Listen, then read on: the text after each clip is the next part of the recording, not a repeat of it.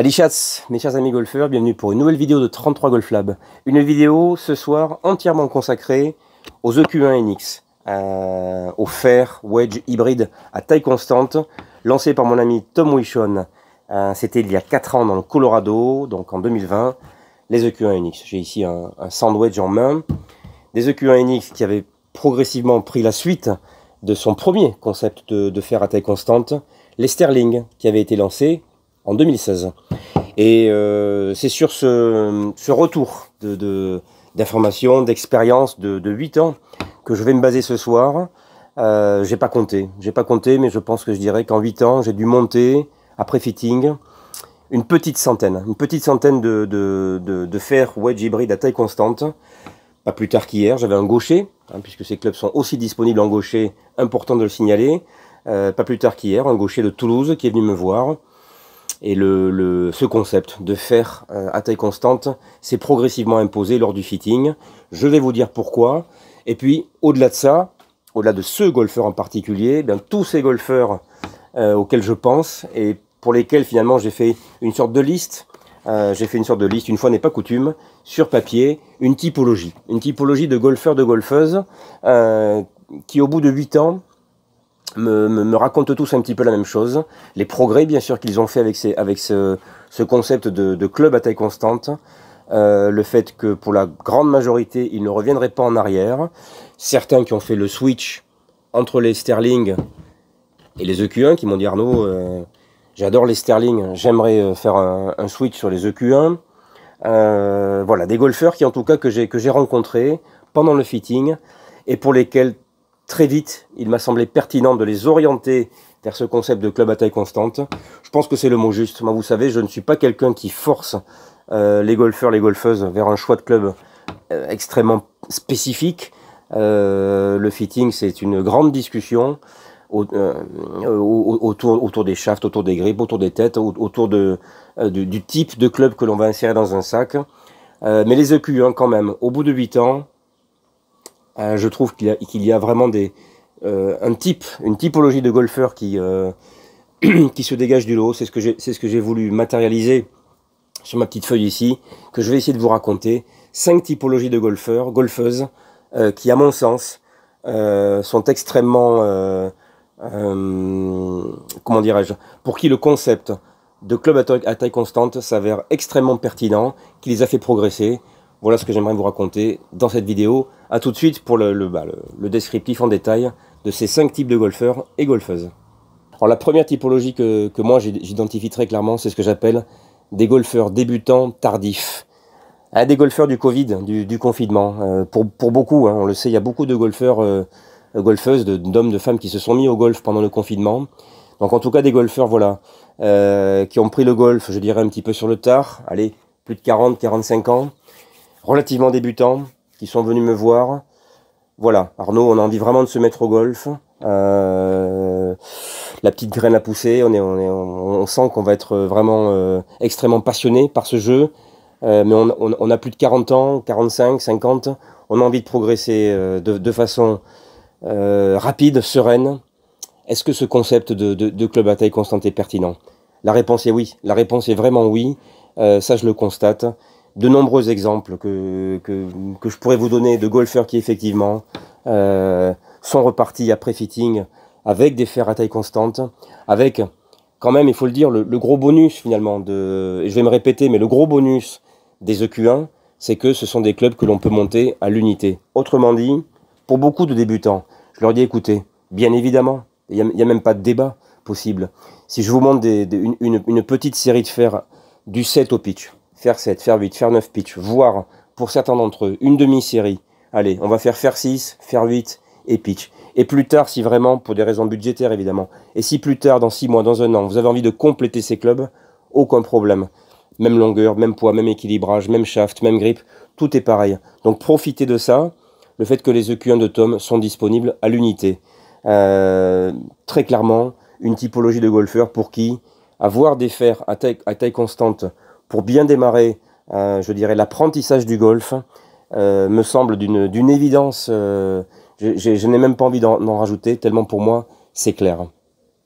Deuxième cas de figure, Je l'ai eu il y a, oui, il y a 6 mois à peu près, de façon vraiment très marquée. Un golfeur senior aussi, qui m'a dit Arnaud, moi, je suis extrêmement pris par mon travail, je suis consultant, je suis tout le temps en rendez-vous, j'adore le golf, j'essaye de faire une partie par semaine, parfois deux, mais c'est rarissime. Une partie par semaine, et très clairement, c'est quoi? C'est, allez, 10-15 minutes d'échauffement au practice, et après je vais au trou numéro un. Donc l'entraînement, le practice, passer du temps, tout ça, travailler mon swing, c'est malheureusement pas possible aujourd'hui, parce que j'ai trop de temps pour mon travail, trop de temps pour mes enfants tout simplement. Bref, pas assez de temps à consacrer pour le practice. Pour ce type de golfeur en particulier, il me semble, oui, que vraiment les EQ1 sont quelque chose d'extrêmement pertinent. D'extrêmement pertinent, à nouveau, c'est le mot juste. Parce que quoi? Parce que moi, c'est ce que je lui ai dit. Tu vas au practice, tu t'échauffes avec un fer 8. Ah bah si t'es bien avec ce fer 8, même pas la peine d'essayer les autres fers. Il n'y a aucune raison que si tu tapes bien ton fer 8, tu ne tapes pas bien ton fer 7, ton fer 6, ton fer 9, ton pitch, puisque ce sont exactement à nouveau les mêmes clubs. Même longueur, même équilibrage, même shaft, même sensation. Exactement les mêmes sensations. Donc ça, c'est un point extrêmement important. Se dire, ben voilà, je vais au practice, je tape un saut avec mon fer 8, tout va bien, quelques petits réglages, je peux partir tranquille au départ du 1 en me disant, aujourd'hui, j'aurai pas trop de soucis à me faire avec ma série de fers. Et de constamment naviguer entre fer 5, pitch, des longueurs différentes, etc. etc. Donc ça, c'est très clairement identifié, à mon sens. Troisième cas de figure, là aussi, je l'ai eu de façon verbalisée très récemment, un golfeur pour qui j'avais monté une série de fers à taille constante. C'était des Sterling, donc il y a 5-6 ans, qui est revenu me voir il y a quelques mois en me disant, voilà, Arnaud, je suis ravi de ces fers à taille constante que tu m'avais fait, les Sterling, parce que ça m'a vraiment amené vers cette quête que j'avais de mieux centrer la balle, d'avoir des contacts beaucoup plus francs, donc de nouveau, de beaucoup mieux travailler mon plan de swing, mon backswing, etc., de me forger un swing extrêmement répétitif pour arriver à cette quête qui est extrêmement importante, on le sait, dans la progression au golf, cette quête de mieux en mieux centrer la balle, ce qui provoque des distances de plus en plus régulières et moins de dispersion. Et ce golfeur est revenu me voir, donc il m'a dit voilà, bah aujourd'hui, grâce au Sterling, grâce à ces fers à taille constante, j'ai énormément progressé dans ma dispersion, dans mon centrage de balle, je sais exactement ce que je dois faire, et là pour le coup, j'ai envie de me faire plaisir et de tenter de revenir à une série plus conventionnelle. Mais il aurait pu tout aussi rester sur une série de fers à taille constante. Il a souhaité aller vers une série différente, tout simplement par goût, par esthétique, etc., d'aller vers d'autres types de têtes. Quatrième profil, je l'ai sous les yeux, évidemment, des gabarits extrêmes. J'ai monté de nombreuses séries à taille constante pour des très grands golfeurs de plus de 1m90, qu'ils soient rugbymen ou pas, il y en a eu parmi eux, mais peu importe, ou qui jouent au basket, etc. Enfin, des très grands golfeurs de plus de 1m90, 2m, 2m05, 2m08, pour qui, évidemment, le choix s'est assez vite reporté sur une série de fers à taille constante, avec une série de fers basée sur une longueur de fer 6 ou de fer 5. Et des golfeurs, je le sais, qui continuent de jouer ce type de fer, et qui auront peut-être du mal, justement, à faire le switch avec des clubs plus traditionnels, puisqu'on le sait, des clubs traditionnels extrêmement rallongés, pour des grands gabarits, entraînent des incidences sur le swing weight, sur le poids des clubs, qui n'est pas négligeable. Donc là, très clairement, pour ces golfeurs de très grands gabarits, le choix des fers à taille constante a été, je pense, extrêmement pertinent de nouveau. Et à l'extrême opposé, et c'est ce qui m'arrive, et c'est ce qui m'entraîne à la dernière typologie, les tout petits gabarits. Pour qui aussi le fait d'avoir des fers, des wedges et des hybrides, tous à la même taille, leur a permis d'aller justement vers une sorte de moyenne de longueur de club avec laquelle ils se sentaient extrêmement à l'aise, ni trop léger, ni trop raccourci justement, un entre-deux, un happy medium comme disent les Anglais, sur lequel ils se retrouvent.